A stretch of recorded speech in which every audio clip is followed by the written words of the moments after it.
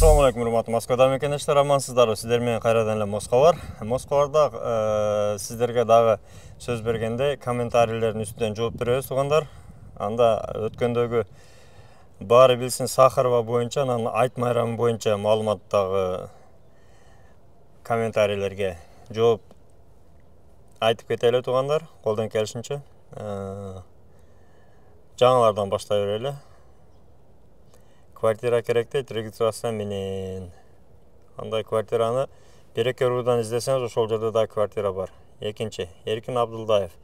Мисалы мартта бүттү, базадан чыгып, регистрациядан 6 айдан кийин продление жасады. Кандай болуп калат, ошону түшүндүрүп коесузбу, рахмат дейт.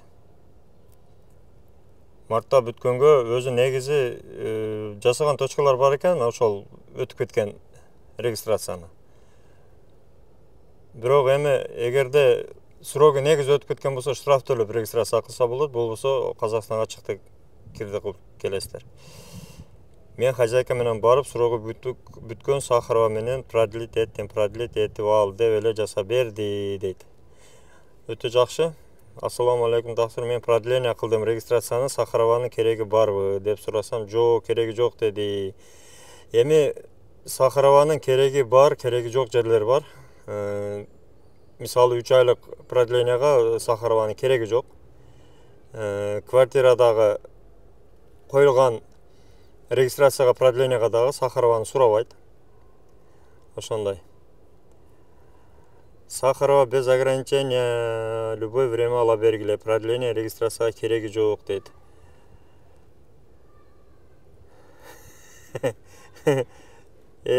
Сапсайган албашты дейт.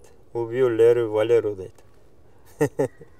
Сахарова барып, ID картага да перевод сурап, слишком мутная деп дагы акча алат. Неге ушул тема боюнча айтпайсыз таксыр дейт.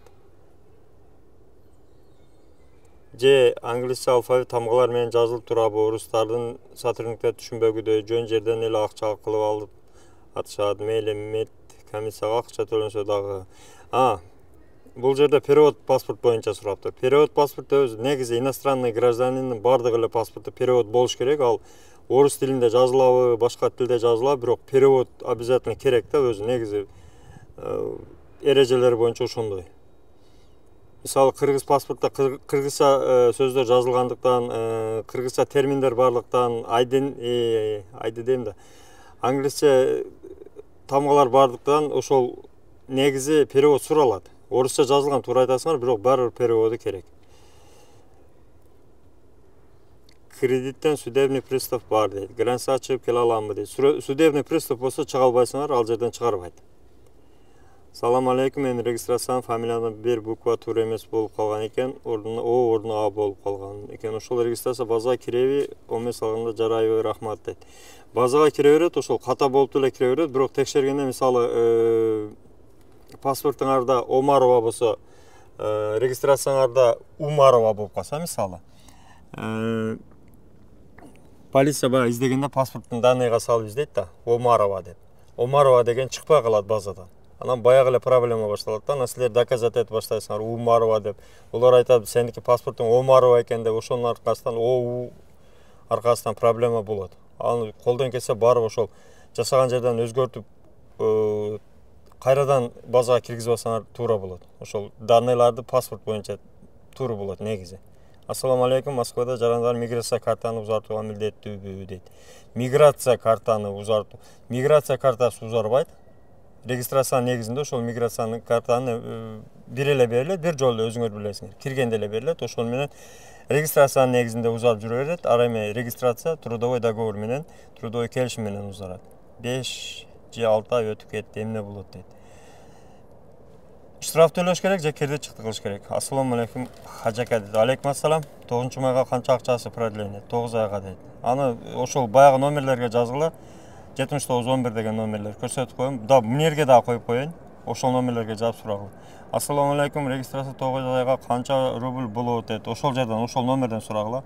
Сахаровадан берилген жашыл карточканын срогу жок дейт. Ал бир жолу и бессрочный болуп берилет.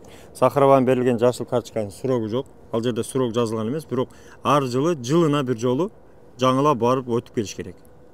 Ошол кайрадан ошол бир жылдын ар жылга Сахаровадан бир уведомление алып келиш керек. Сахаровадан кандай оорулар болсо зеленый картаны бербей коет.